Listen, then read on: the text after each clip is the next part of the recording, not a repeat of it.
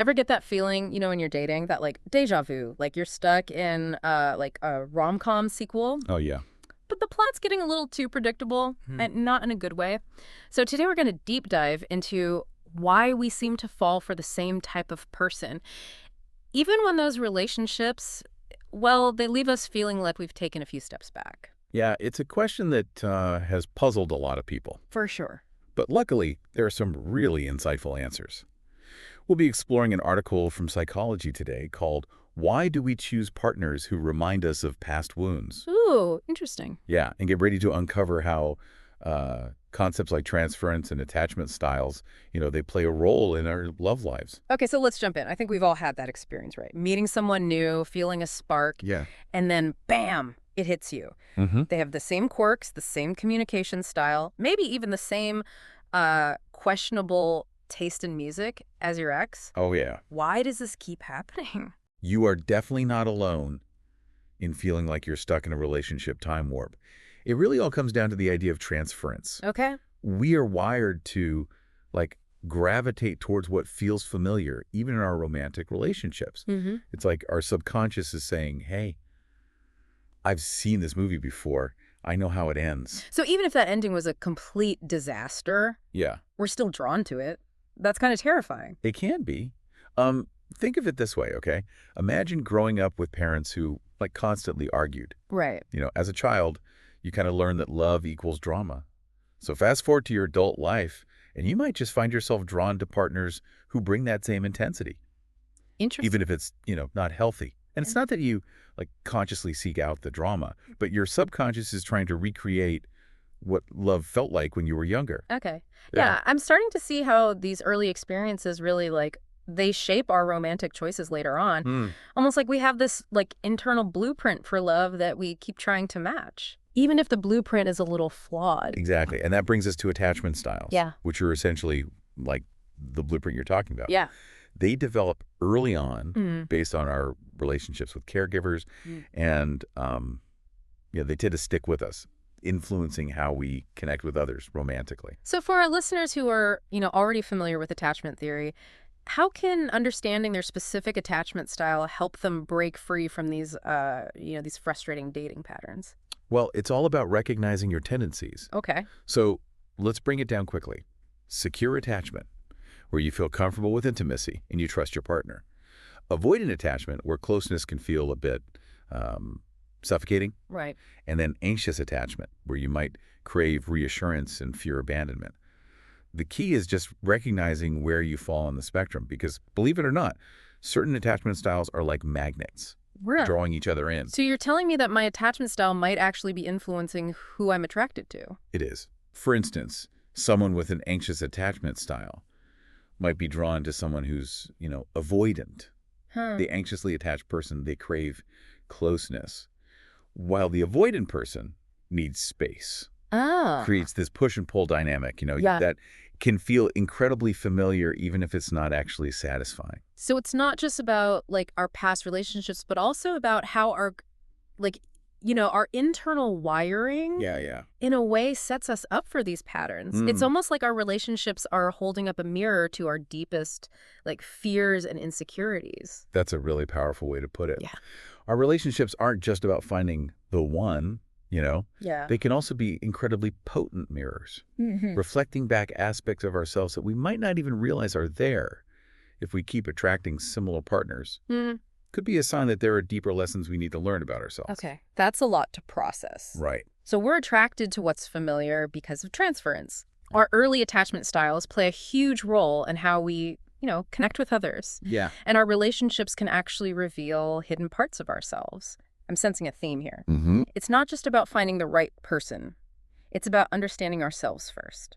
Exactly. And the good news is understanding is the first step towards breaking free from these patterns Yeah. and creating healthier, more fulfilling relationships. Okay, good. But we'll save that for later in our deep dive. All right. Okay, so we've established that our past experiences and, attachment styles can lead us down a familiar path in our love lives. Yeah. Even if that path paved with a few potholes. Right. But how do we actually break free from these patterns? Our Psychology Today article calls it breaking the cycle. Sounds pretty intense. It can be challenging, Yeah. but it's absolutely possible. The first step is awareness, which, Yeah. we've already started to explore.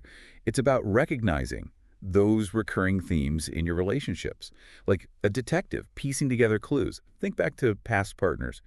Do you see any common threads in their personalities, behaviors, or how their relationships unfolded? I feel like this is where things could get a little uncomfortable, right? Oh, yeah. It's one thing to like acknowledge a pattern, but it's another to really confront what those patterns might say about our choices. Absolutely. Yeah. It requires a willingness to look inwards.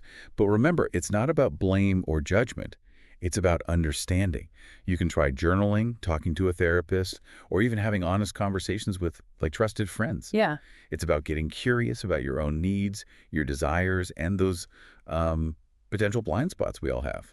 Okay, so once we've identified some patterns and maybe gained a little insight into why we keep making those choices, what's next? Do we just like snap our fingers and Yeah. suddenly we're attracted to completely different people?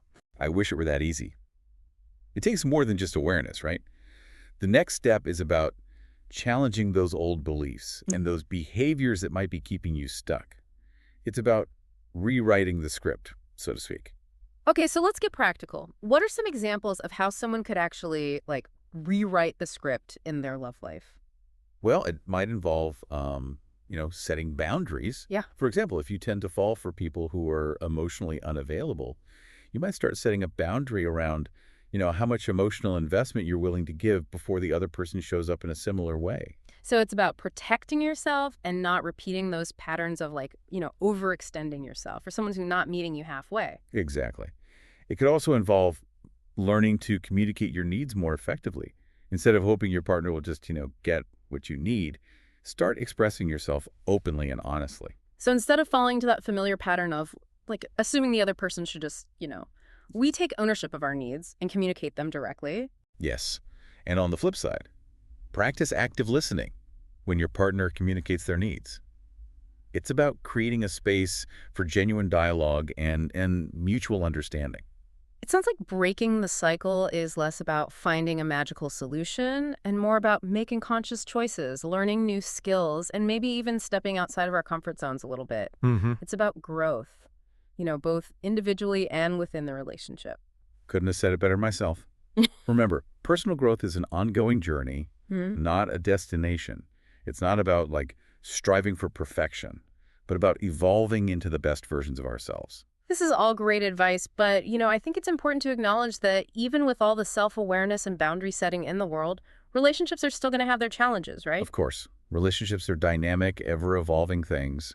There will always be ups and downs, disagreements, and moments of friction. So it's not about finding a relationship that's completely conflict-free, Right. because that seems a bit unrealistic. Exactly. It's about approaching those inevitable challenges with more self-awareness, understanding, and resilience. Yeah. It's about having the tools to navigate those rough waters without falling back into old patterns. Okay, that feels much more manageable. It's not about finding a perfect relationship, but about learning to navigate the imperfections, with more grace and skill. And I'm guessing this whole idea of our relationships being mirrors plays a role in that too. Absolutely. When challenges arise, view them as opportunities to learn more about yourself and your partner. How do you react when your needs aren't met? How do you handle conflict?